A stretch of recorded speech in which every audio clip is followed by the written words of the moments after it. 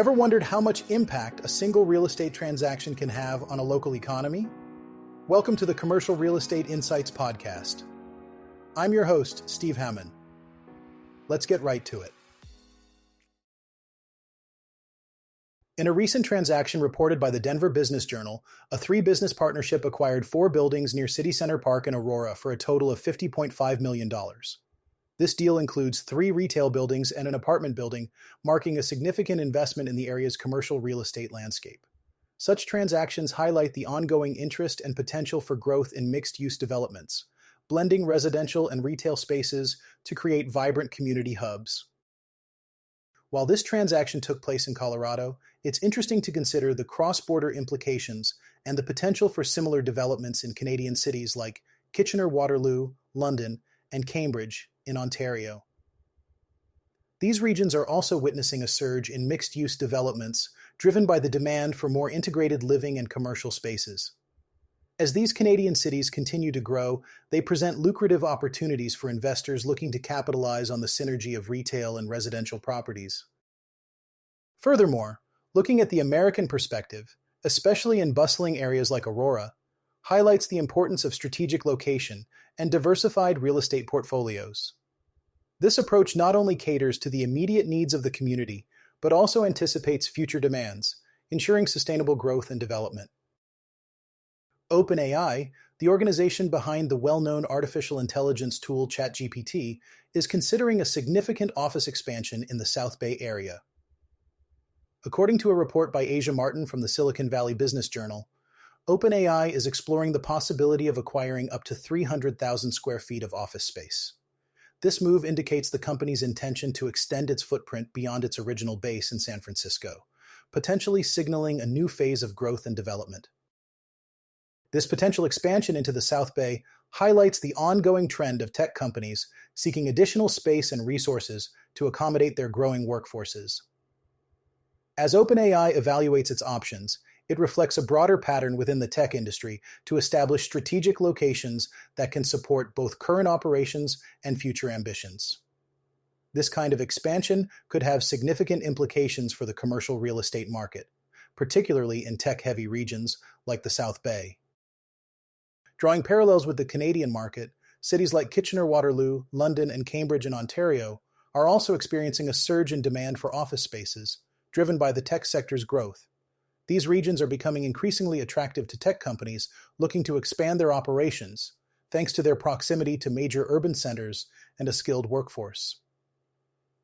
The development of office spaces in these areas could mirror the trends seen in the South Bay, potentially offering similar opportunities for growth and investment in the commercial real estate sector.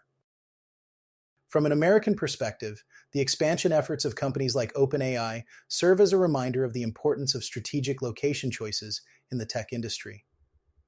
As companies continue to grow and diversify their operations, the demand for office spaces in key tech hubs will likely remain strong.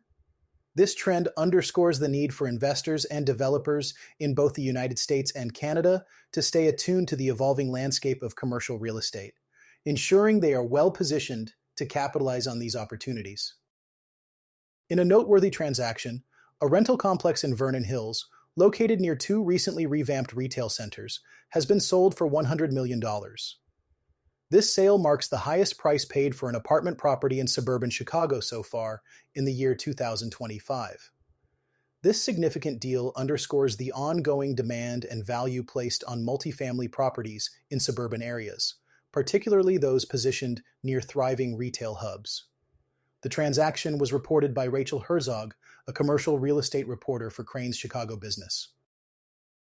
This sale is indicative of a broader trend seen in both Canadian and American markets, where suburban areas are increasingly becoming attractive investment opportunities for multifamily developments.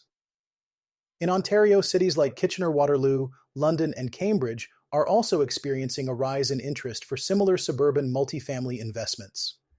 These regions, with their growing population and proximity to major urban centers, offer a fertile ground for investors looking to capitalize on the demand for residential properties.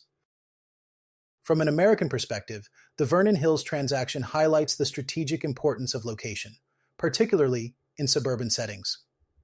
The proximity to retail centers adds value to the property, making it an appealing choice for investors who are keen on tapping into the synergy between residential and retail spaces. This trend is reflective of a shift in investor focus towards suburban areas that offer both residential convenience and commercial amenities. As we observe these developments, it is clear that the commercial real estate landscape is evolving, with multifamily properties in suburban areas becoming increasingly valuable. Investors in both Canada and the United States are recognizing the potential of these regions, driven by factors such as population growth, economic stability, and the integration of residential and commercial spaces. This shift presents a compelling opportunity for those looking to expand their real estate portfolios in both countries. As we delve into the evolving world of commercial real estate, blockchain technology is making waves with its potential to transform property markets through tokenization. According to a recent article by CoinSage, blockchain-based real estate tokenization is reshaping liquidity in the commercial property sector. Fidelity's Ethereum fund, known as FETH, is playing a pivotal role in this transformation by enhancing trust in decentralized infrastructure. While FETH itself is not a real estate platform, its growth has indirectly boosted interest in tokenized commercial assets, demonstrating blockchain's capacity to streamline asset management. Decentralized platforms such as Propi and Mata Capital are at the forefront of this shift, enabling fractional ownership and around-the-clock trading of commercial properties through Ethereum-based smart contracts.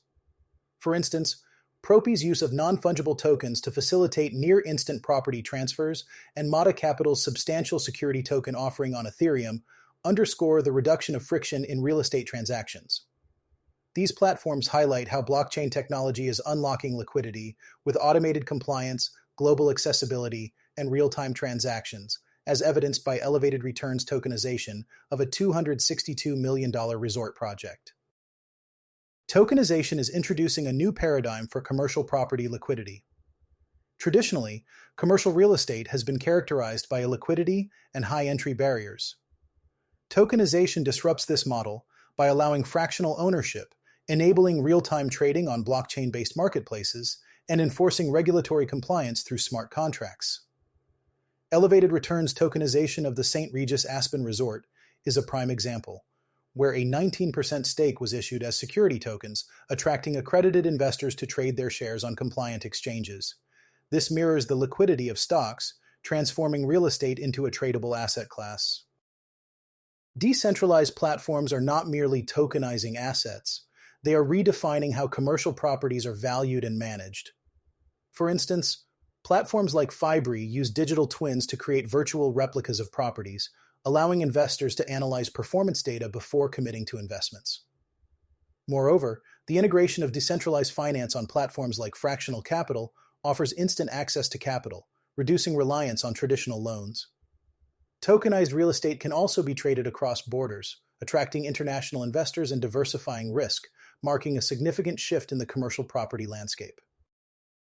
While the potential for tokenized real estate is vast, investors must navigate risks such as regulatory uncertainty, market volatility, and adoption barriers. Security tokens are subject to evolving regulations, particularly under the Howey test in the United States, and token prices can fluctuate rapidly. However, the rewards are equally compelling, offering higher liquidity, diversification through exposure to real estate without large capital outlays, and yield opportunities similar to dividend-like returns through tokenized income streams. As we approach the 2025 Global Blockchain Real Estate Summit, it is evident that blockchain-based real estate tokenization is not just a passing trend, but a structural shift in how assets are owned and traded. While FETH's surge reflects the maturation of Ethereum as a financial infrastructure, decentralized platforms are leveraging similar principles to unlock liquidity in commercial property. For investors, the key is to balance optimism with caution, leveraging platforms that prioritize compliance and transparency. The future of commercial property lies in tokenization, and those who embrace this shift early stand to benefit from a more efficient, inclusive, and liquid market. Thank you for listening to the Commercial Real Estate Insights podcast. I'm your host, Steve Hamoen. See you on the next one.